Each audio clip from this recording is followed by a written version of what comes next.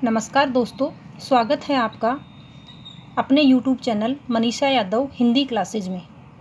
अब तक के वीडियो में हमने जाना स्वर का वर्गीकरण, जिसमें हमने 3 प्रकार तक कल जान चुके थे पहले वाली वीडियो में। आज हम चौथे प्रकार पर, जिसकी थोड़ी बात हमारी कल हुई भी थी, हम चौथे प्रकार तालु की स्थिति के आधार पर भेद को समझते हैं।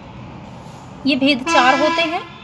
4 कौन कौन से होते हैं? पहला होता है संवृत स्वर, दूसरा होता है अर्धसंवृत, तीसरा होता है विवृत स्वर और चौथा होता है अर्धविवृत। अब इनको हम कैसे समझें? जैसे कल बात की थी, संवृत का मतलब होता है बंद और विवृत का मतलब होता है खुला। याद कैसे रखें हम इनको?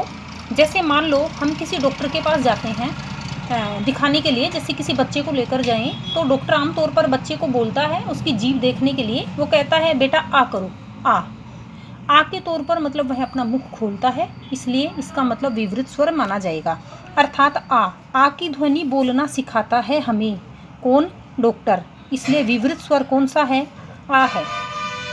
अब आ किससे मिलकर के बना है? जैसे हमने कल पढ़ा था संवृत, यानी जिसमें मुख बंद जैसा होता है। तो बंद किसमें होता है?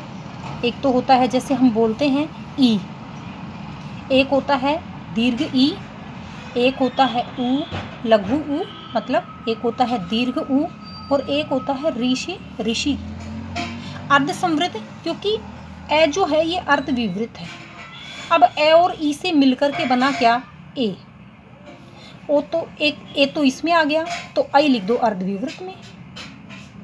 इसमें आ गया अर्ध संवृत में ओ और इसमें आ गया औ। इस प्रकार से हमारे स्वर का वर्गीकरण तालु की स्थिति के आधार पर हो जाता है। अब हम आगे बात करते हैं अनुनासिकता के आधार पर। 5 नंबर पर क्या है? अनुनासिकता।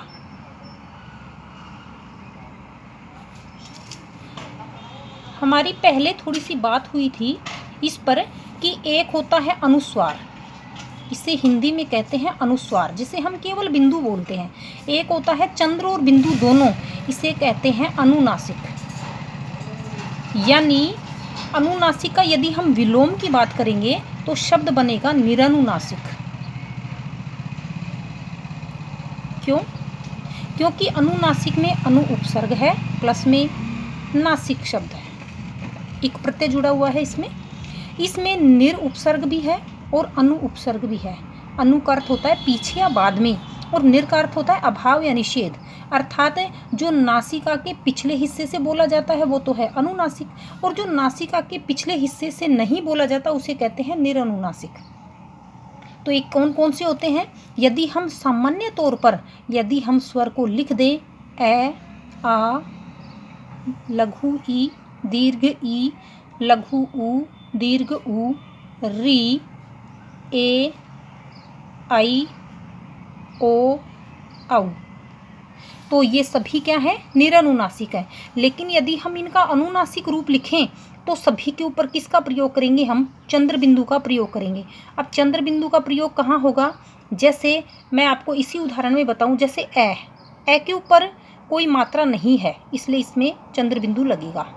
आ के ऊपर भी कोई मात्रा नहीं है तो चंद्र बिंदु। ई की मात्रा क्योंकि पीछे से आती है इसलिए इसके ऊपर चंद्र बिंदु भी लगता है और अकेला बिंदु का भी प्रयोग होता है। ऊ के ऊपर भी क्या होता है? चंद्र बिंदु का प्रयोग। दीर्घ ऊ के ऊपर भी चंद्र बिंदु का प्रयोग। री के ऊपर भी चंद्र बिंदु का प्रयोग। ए के ऊपर केवल क्या होता है? बिंदु का प्रयोग होता है। आई के ऊपर भी बिंदु का प्रयोग, ओ के ऊपर बिंदु और औ के ऊपर बिंदु। हम मान सकते हैं या इस प्रकार समझ सकते हैं कि जिसमें केवल ऊपर मात्रा कुछ भी ना हो तो फिर अनुनासिक रूप का प्रयोग होगा, वरना अनुनासिक को हम बिंदु के रूप में इंगित करते हैं। तो अनुनासिकता के आधार पर 2 भेद हो गए, एक अनुनासिक और एक निरनुनासिक। 6 नंबर पर आता है जाति के आधार पर भेद। अब जाति के आधार पर भेद कितने होते हैं? 2 होते हैं। कौन कौन से होते हैं? एक होता है सजातीय स्वर और एक होता है विजातीय स्वर। सजातीय का मतलब होता है जो समान जाति से हैं। जैसे ए से ए जुड़ा तो बन गया आ, तो आ क्या है? सजातीय स्वर है। तो यानी ए है, आ है। फिर लघु ई और दीर्घ ई, ये दोनों भी क्या है? सजातीय स्वर हैं। लघु ऊ और दीर्घ ऊ, ये भी क्या है? सजातीय स्वर हैं। और शेष जो बच गए कौन से? री है, ए है, आई है, ओ है, औ है, ये सभी क्या है? विजातीय स्वर माने जाते हैं। इस प्रकार से जाति के आधार पर स्वर का वर्गीकरण दो रूप में हो गया, एक सजातीय स्वर में और एक विजातीय स्वर में। समान जाति के क्यों हैं? क्योंकि ए धन ए होता है तो आ बनता है, ई धन ई होता है तो दीर्घ ई बनता है, ऊ धन ऊ होता है तो दीर्घ ऊ बनता है। इस प्रकार से सभी क्या है? समान जाति के हैं।